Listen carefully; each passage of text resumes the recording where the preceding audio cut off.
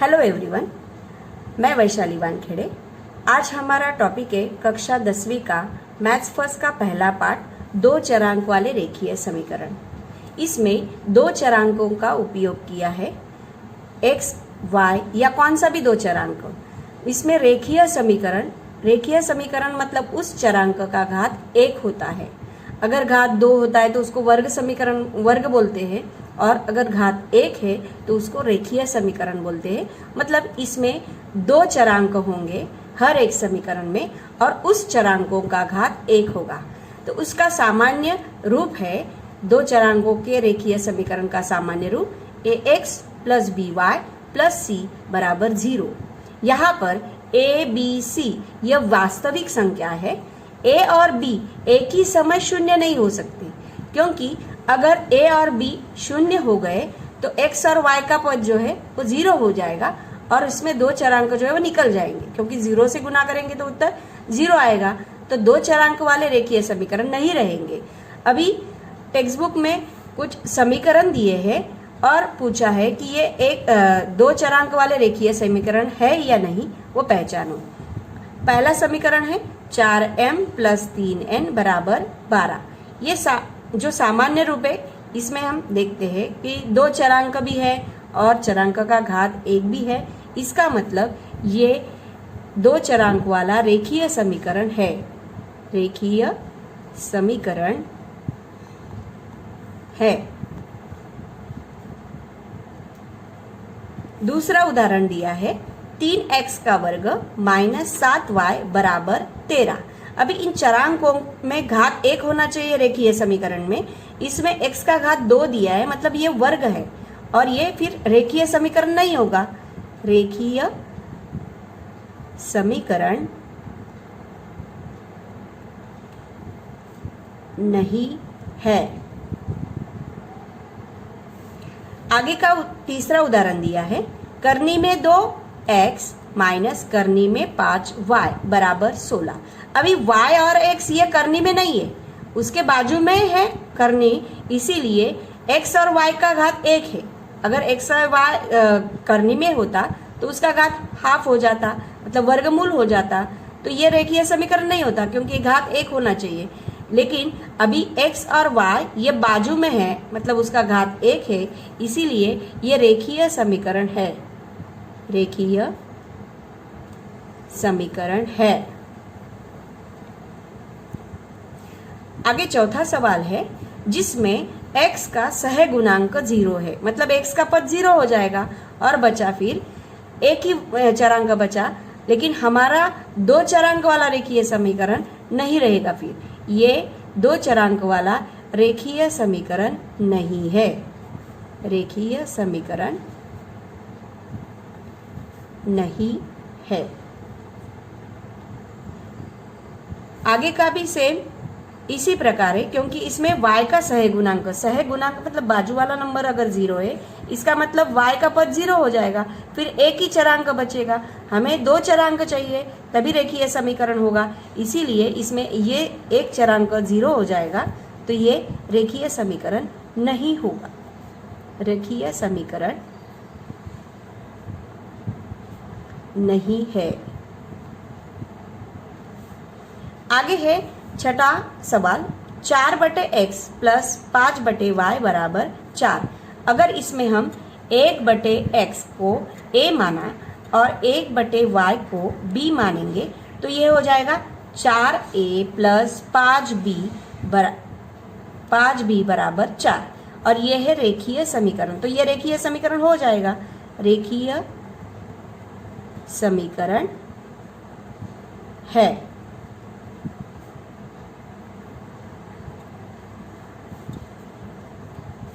आगे है सातवां सवाल, 4xy माइनस 5y माइनस 8 बराबर 0। अभी ये जो तीन पद है, इसमें पहला जो पद है 4xy, तो x का एक घात y का एक घात, मतलब पहले पद का जो घात है 1 + 1 मतलब 2 घात हो जाएगा, तो ये वर्ग पद हो जाएगा। हमें चरांक का पहले हर एक पद का घात 1 होना चाहिए, तो ये 2 घात होने के कारण ये रेखीय समीकरण नहीं है। रेखीय समीकरण नहीं है। क्योंकि रेखीय समीकरण में हर एक पद का चरांक का घात 1 होना चाहिए। युगपत समीकरण किसे कहते हैं? तो जब हम दो समीकरणों का एक साथ विचार करते हैं या एक साथ दो समीकरण हल करते हैं तो इसको युगपत रेखीय समीकरण कहते हैं। कृति पूर्ण करने के लिए एक्सरसाइज 1.1 का पहला सवाल दिया है जिसमें 5x + 3y = 9 ये समीकरण पहला है।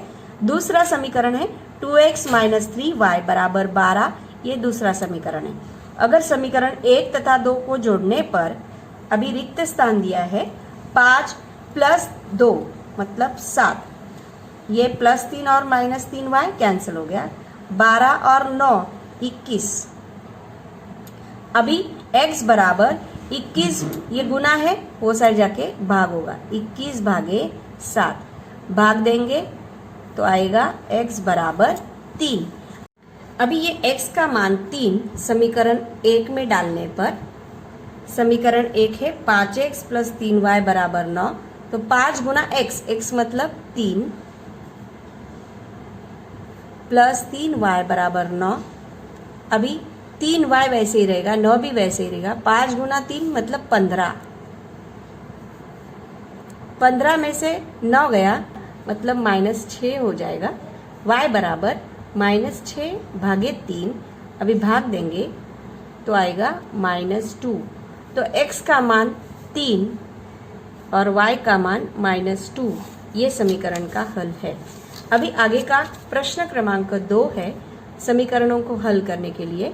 पहला समीकरण दिया है 3a + 5b = 26 और दूसरा समीकरण दिया है a + 5b = 22। अभी इसके नीचे हम लिख लेंगे 5b = 22, ये दूसरा समीकरण। इसमें a का सही गुणांक पहले समीकरण में था 3 और दूसरे समीकरण में कुछ नहीं मतलब 1 है। दूसरा जो चरांक है b उसके सही गुणांक 5 5, तो ये सेम है, लेकिन अगर जोड़ेंगे तो 5 + 5 मतलब 10 हो जाएगा और घटाएंगे तो कैंसिल हो जाएगा।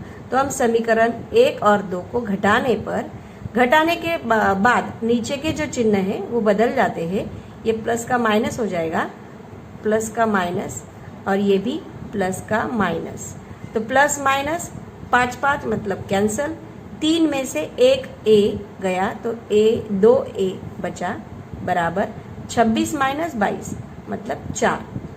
अभी a बराबर 4 भागे 2, 2 से भाग देंगे तो a का मान आया 2। ये किसी भी एक समीकरण में डालेंगे, समीकरण 2 में डालकर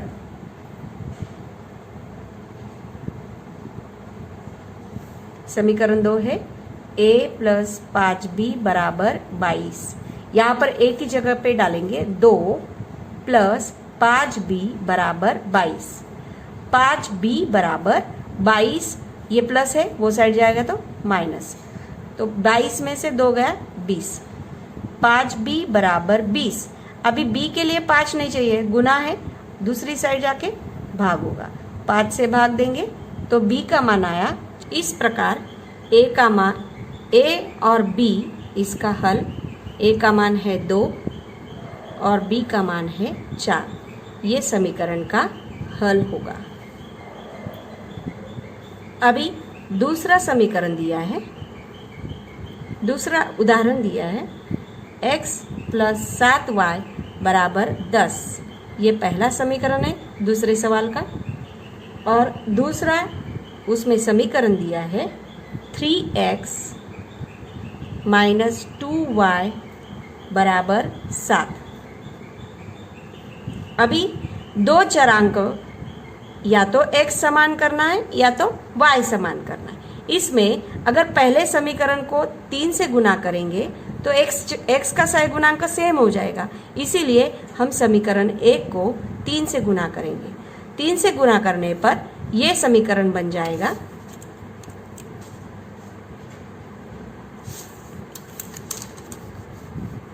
3x + 7 गुना 3 21y = 10 गुना 3 30, तो ये समीकरण को नंबर देंगे 3 और नीचे का जो दूसरा समीकरण है वो वही रहेगा 2y बराबर 7। अभी हम तीसरा और दूसरा समीकरण जो है अगर जोड़ेंगे तो 3 + 3 6 हो जाएगा, इसीलिए हमें घटाना पड़ेगा। घटाने पर नीचे के जो चिन्ह हैं वो बदल जाते हैं, प्लस का माइनस, माइनस का प्लस, ये कुछ नहीं था मतलब प्लस था उसको माइनस किया। अभी ऊपर का +3 नीचे का -3 कैंसिल हो गया। +21 + 2 23y बराबर 30 में से -7 करेंगे तो 23 आएगा। तो y बराबर 23/23 मतलब आएगा 1, y का मान 1। तो ये y बराबर 1 समीकरण कौन से भी समीकरण में डाल सकते हैं, हम पहला समीकरण में डालेंगे। y बराबर 1 समीकरण 1 में डालकर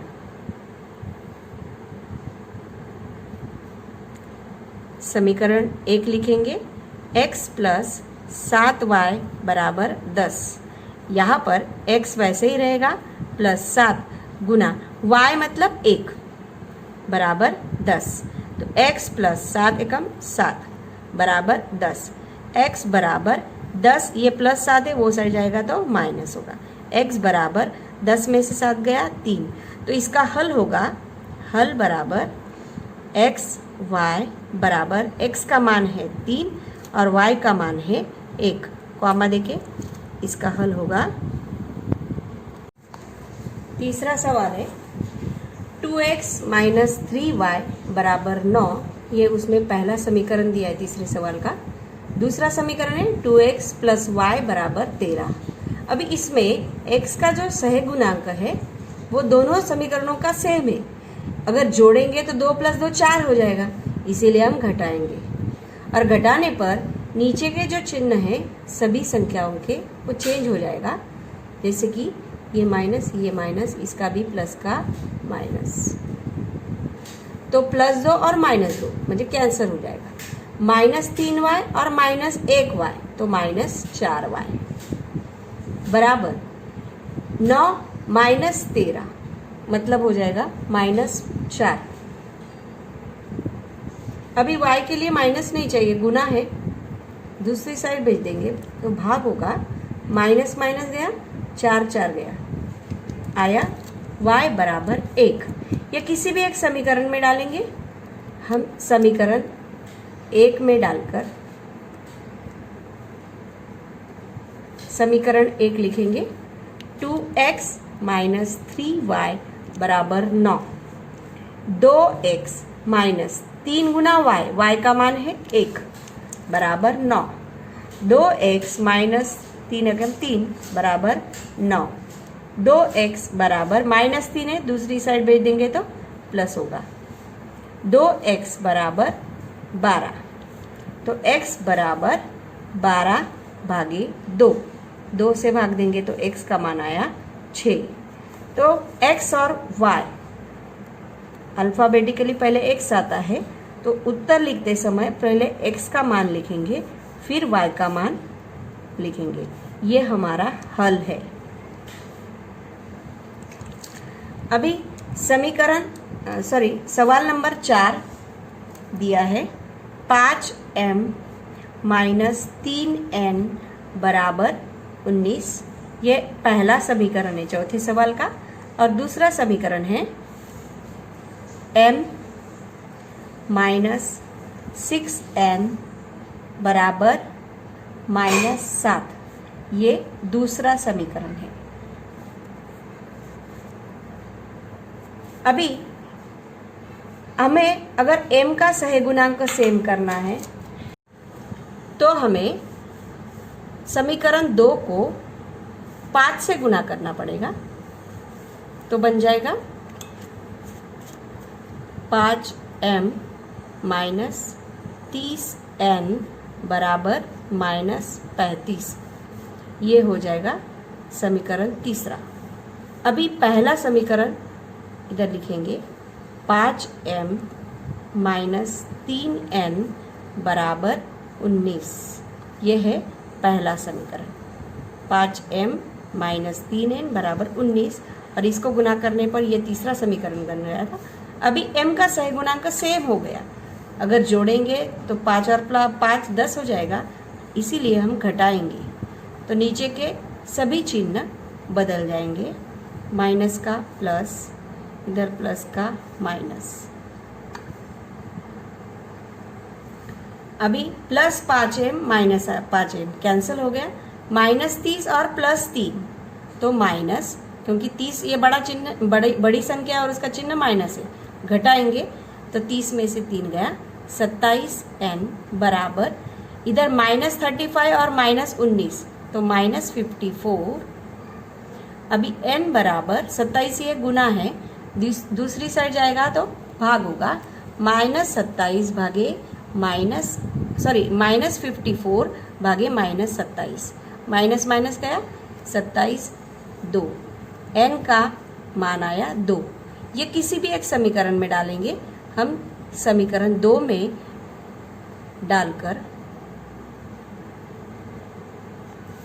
समीकरण 2 है m -6n बराबर -7। अभी इसमें n की जगह पे 2 डालना है, m -6 गुना n का मान 2 बराबर -7, m -6 गुना 2 12 बराबर -7, m बराबर -7, ये -12 दूसरी साइड गया तो प्लस होगा, m बराबर भिन्न चिन्ह है, बड़ा नंबर प्लस है तो 12 में से 7 गया 5। तो m और n जैसे अल्फाबेटिकली पहले x आता है फिर y आता है, वैसे m पहले आता है फिर n आता है। तो m का पहला उत्तर लिखेंगे 5 और n का उत्तर आया था 2। इसका हल आएगा mn बराबर 5 और 2। इस प्रकार हमारा चौथा सवाल खत्म हो गया। अभी 5वां सवाल लिखेंगे। 5वें सवाल में समीकरण दिया है 5x + 2y बराबर -3। ये पहला समीकरण 5वें सवाल का है। दूसरा समीकरण है x + 5y बराबर 4। ये है दूसरा समीकरण। अभी पहले समीकरण का x का सह गुणांक था 5 और दूसरे समीकरण का कुछ नहीं, मतलब 1 है। अभी अगर दूसरे समीकरण को हम 5 से गुना करेंगे तो ये x सेम हो जाएगा, x का सह गुणांक, इसीलिए हम दूसरे समीकरण को 5 से गुना करेंगे। तो ये बन जाएगा 5x + 5 गुना 5 25y बराबर 5 गुना 4 20। ये हो गया समीकरण नंबर 3। और पहला था 5x + 2y बराबर -3। अभी हम 3 और 1 जो समीकरण है उसको अगर जोड़ा तो 10 हो जाएगा, हम घटाएंगे ताकि कैंसिल हो सके। तो नीचे के जो चिन्ह है वो बदल जाएंगे, प्लस का माइनस, माइनस का प्लस। अभी +5x -5x कैंसिल, +25 और -2 मतलब +23y बराबर 20 + 3 23, y बराबर 23। ये गुना है, भाग हो जाएगा 1 से, तो y का मान आया 1। ये किसी भी एक समीकरण में डालेंगे, समीकरण हमें 2 में डालकर, तो समीकरण 2 लिखेंगे x + 5y बराबर 4। x + 5 गुना y मतलब 1 बराबर 4। x + 5 एकम 5 बराबर 4। x बराबर 4, ये +5 है, दूसरी साइड गया तो माइनस होगा। x बराबर भिन्न चिन्ह है और बड़ा नंबर जो है वो माइनस है, तो घटाएंगे और -1, ये उसका उत्तर आएगा। तो xy, इसका हल ऐसा लिखेंगे, xy बराबर x का मान है -1 और y का मान है +1। आगे का सवाल है सवाल नंबर 6। 1/3 x + y बराबर 10/3। ये पहला समीकरण है। और दूसरा समीकरण है 2x + 1/4y बराबर 11/3। 4। यह है समीकरण नंबर 2। अभी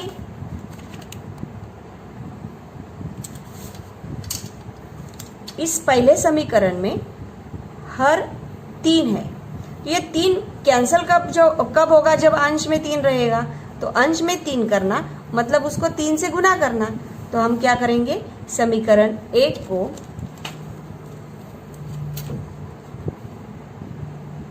समीकरण 1 को 3 से गुना करेंगे। गुना करने पर हर एक पद को 3 से गुना करेंगे। 3 गुना 1/3x प्लस 3 गुना y बराबर 3 गुना 10/3। तो ये कैंसिल हो गया, ये भी कैंसिल हो गया, बचा 1x प्लस 3y बराबर 10। ये हो गया अभी हमारा तीसरा समीकरण। अभी इसमें समीकरण 2 में 4 है हर, तो 4 से गुना करेंगे तो वो कैंसिल होगा, इसीलिए लिखेंगे समीकरण 2 को 4 से गुना करने पर। तो गुना करने पर 4 से गुना करना है, 4 गुना 2x प्लस 4 गुना 1/4y बराबर 4 गुना 11/4। 4 गुना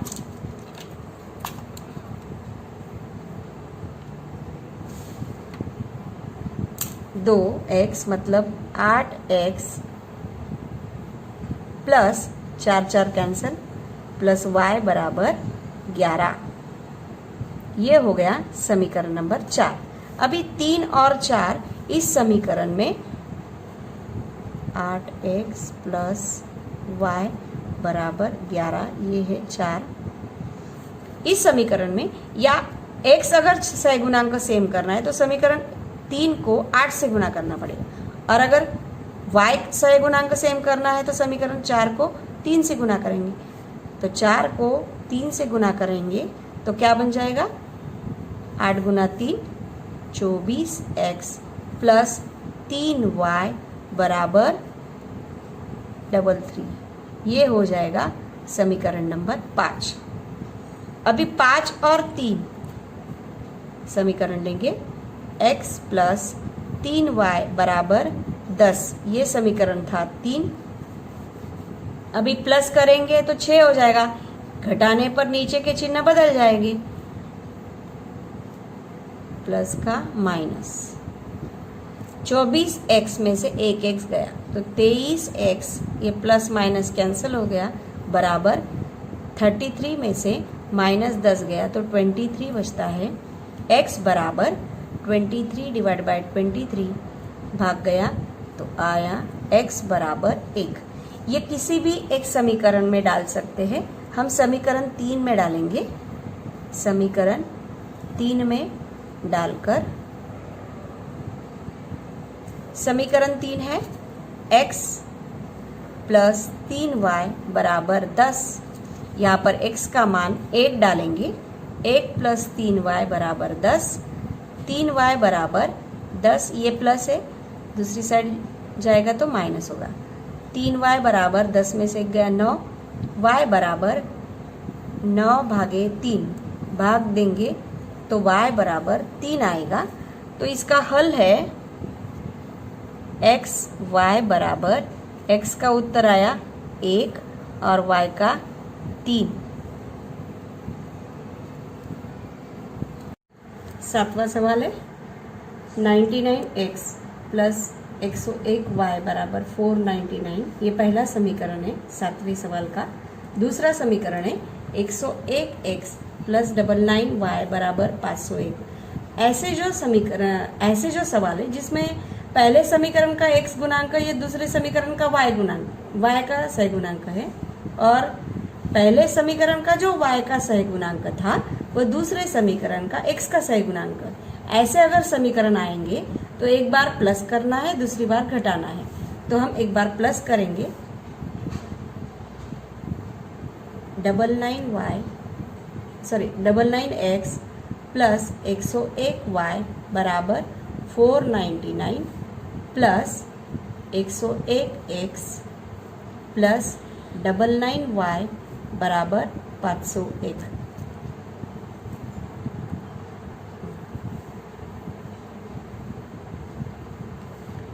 अगर जोड़ेंगे तो ये आएगा 200x प्लस 200y बराबर 1000। तो अगर 200 से भाग देंगे सभी पदों को,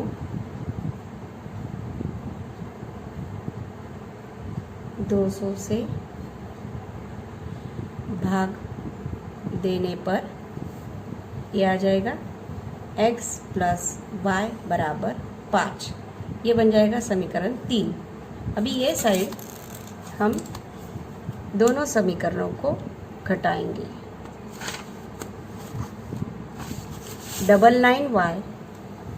99x प्लस 101y बराबर 499।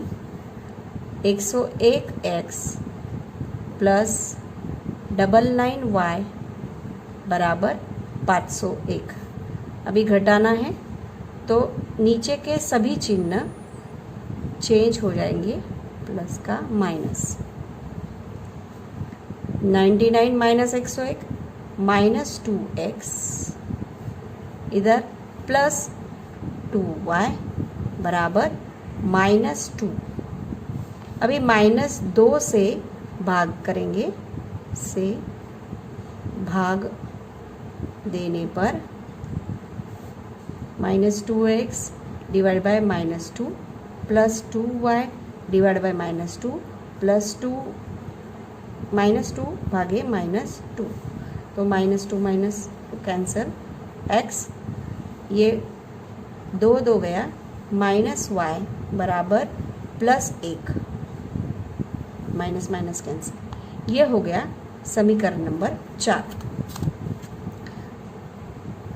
अभी हम तीसरा और चौथा समीकरण, जैसे कि x, चौथा समीकरण आया x माइनस वाई बराबर 1, ये चौथा समीकरण है। इधर y का चिन्ह जो है चेंज है, इसीलिए हम जोड़ेंगे x प्लस 1x 2x, ये कैंसिल हो गया, बराबर 6। x बराबर 2 गुना था, ये साइड आके भाग होगा। x का मान आया 3। अभी ये x का मान किसी भी एक समीकरण में डालेंगे। x बराबर 3, यह समीकरण 4 में डालकर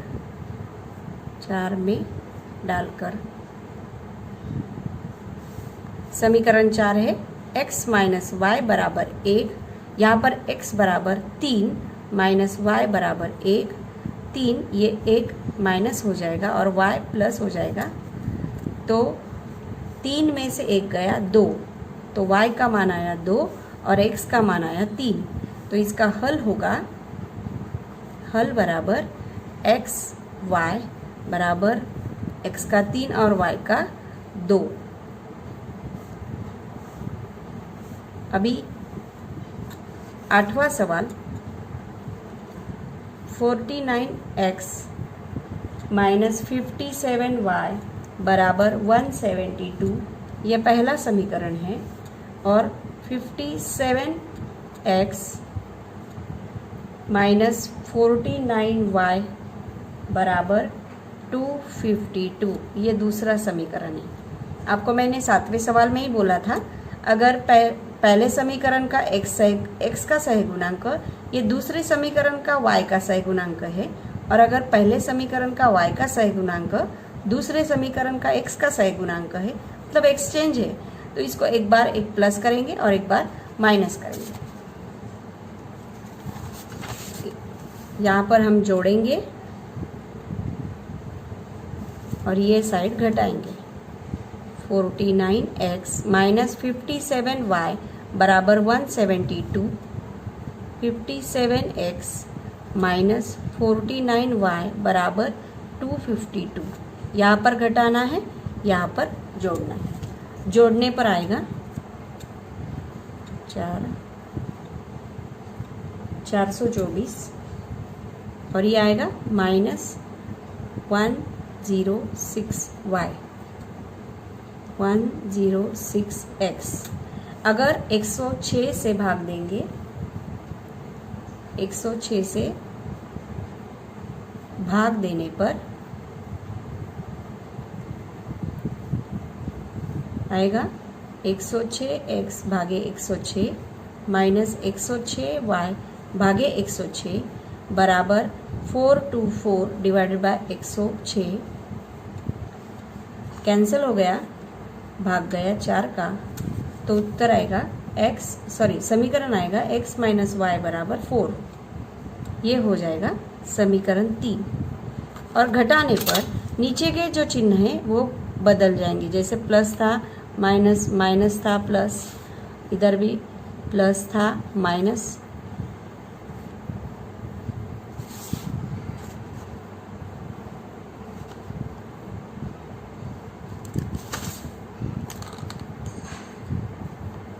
$49 माइनस 57 माइनस 8x, इधर माइनस 8y बराबर माइनस 80। अभी दोनों पक्ष से 8 से भाग देने पर 8 से भाग देने पर minus 8x divide by 8 minus 8y divided by 8 बराबर माइनस 80 डिवाइडेड बाय माइनस 8 से भाग देंगे तो माइनस माइनस भी कैंसिल हो जाएगा, तो माइनस बाय माइनस गया, 8 गया, प्लस x हो जाएगा। इधर भी माइनस माइनस गया और 8 गया, तो प्लस y हो जाएगा। और इधर भी 10 माइनस माइनस गया तो प्लस 10 हो जाएगा। ये समीकरण नंबर 4। अभी समीकरण 3 और 4, x प्लस वाई बराबर 10, ये समीकरण था चौथा। ये भिन्न चिन्ह है इसीलिए जोड़ेंगे, ये कैंसिल हो गया। x प्लस x 2x बराबर 14, तो x बराबर 14 भागे 2, x का मान आया 7। ये समीकरण किसी भी एक समीकरण में डालेंगे। समीकरण 3 में डालकर